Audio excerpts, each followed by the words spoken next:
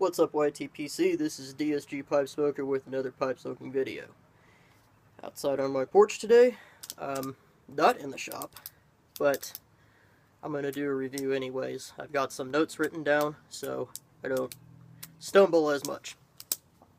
Today's review is a tobacco pipe review. I'm sorry, pipe tobacco review. There we go. And it is on Sewards Folly, which is a local blend that you can get at G&P Tobaccos. It is not a quote-unquote local blend, something that they bought bulk and then pressed into a cake and called it, Sewards Folly. This was legitimately made with component tobaccos by one of the employees at G&P Tobaccos in Anchorage. I'll link their description and their location, their contact information, all of that down below. I'll also link to the video, a review by Arctic Piper, which I linked in my other video. But without further ado, let's talk about it, because you guys, if you contact them and ask politely, pay for it over the phone, or however they want to do a payment, can get this blend if you'd like. It is definitely an English blend. It's a heavy English blend. It is 65% Latakia, and the rest of it is the components, obviously.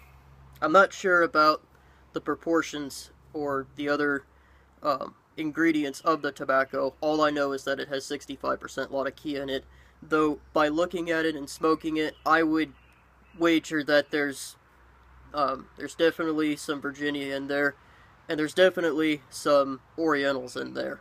I just don't know what the percentages are. But this is what it looks like. I'm keeping it in a jar. You can see it's black, pretty much, with some brown specks in there, maybe some yellow. That's the Virginia, but definitely a lot of dark. That's the Latakia, obviously. In a jar, it smells like Latakia. Smoky, little bit incensey, has that campfire smokiness. As far as room note goes, you guys may have noticed that I don't generally do room note on any of my pipe tobacco reviews, because generally speaking, I either smoke outside or I smoke in my car. When I'm smoking in my car, I've got the window down, and I'm focusing on the road, and I'm focusing on smoking the pipe. So I don't really pay attention to room note that much. That being said, when I did the collab video with Arctic Piper, I could get a whiff of the Sewards Folly when he was smoking it right next to me, and what I got out of it was basically campfire smokiness with incense. So imagine if you made a campfire and you threw in some incense candles, or some incense sticks, or whatever the hell those things are called. That's the room note, and that's to be expected out of a blend that has basically Latakia as its base tobacco. So, that's the appearance and the aroma. Let's move on to the smoking characteristics. You have to dry this out for about 20 or 30 minutes. Pretty much as you would with a lot of other, pressed tobaccos. That being said, yes, you can, tear off a piece, shove it into your pipe. Oh, one more thing I forgot to talk about the appearance. You'll notice that it came in a cake form. Usually it comes in a cake form about the size of one of the Seattle Pipe Club cakes, like Mississippi River or Plum Pudding, which is understandable. Both of those blends are 2-ounce blends, and when you buy this, it will come in 2-ounce cakes. just like those other two blends. Other things to note about the smoking mechanics: it tends to smoke very cool and dry, absolutely no bite. Yes, it's a heavy blend, but it seems like a lot of people think that if there's a lot of Latakia in it, there'll be this huge nicotine kick, which there isn't in this blend. It'll bite incessantly, and it'll just be a real hardcore blend. I haven't really noticed that with this blend. This blend is very heavy. It sits in your mouth heavy. The smoke is very, very chewy.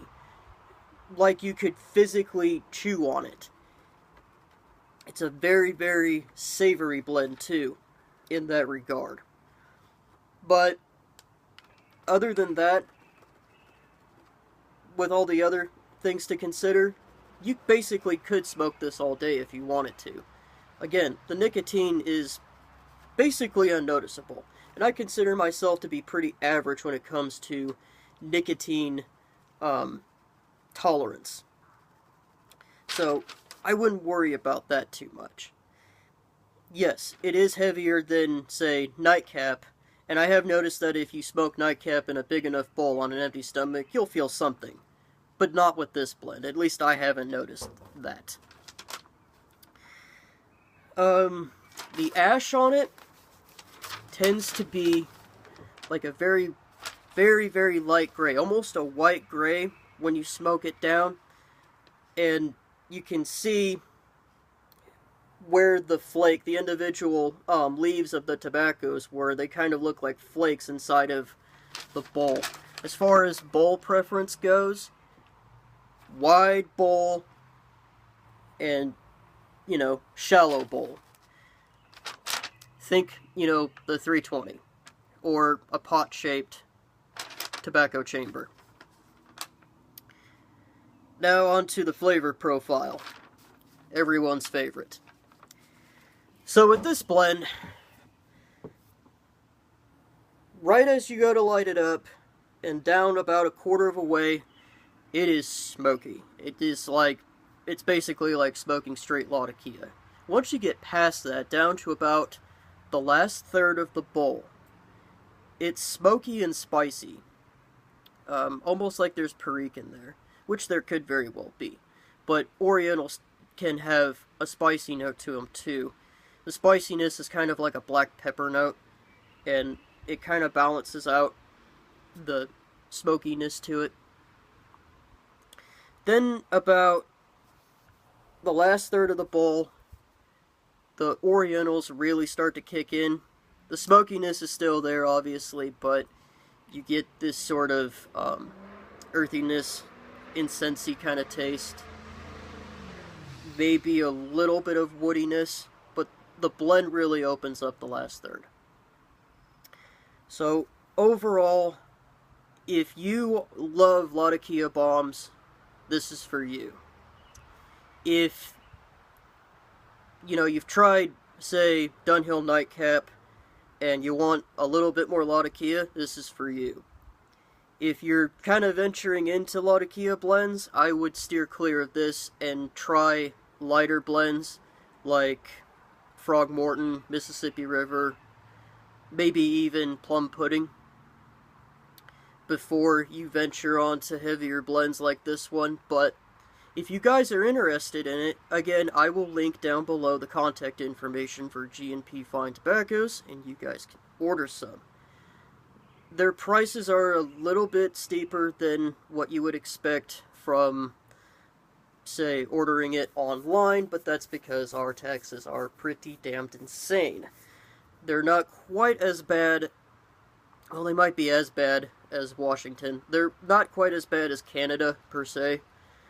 But, again, the price might be a little bit more expensive than what you would normally expect.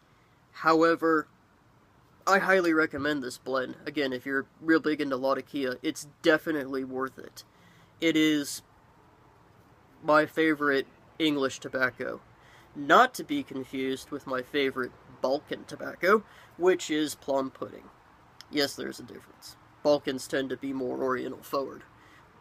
English blends tend to be Latakia, Virginia, and Oriental.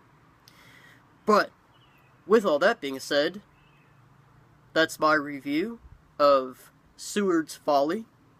I highly recommend it. Again, if you're into Latakia, it is available for purchase.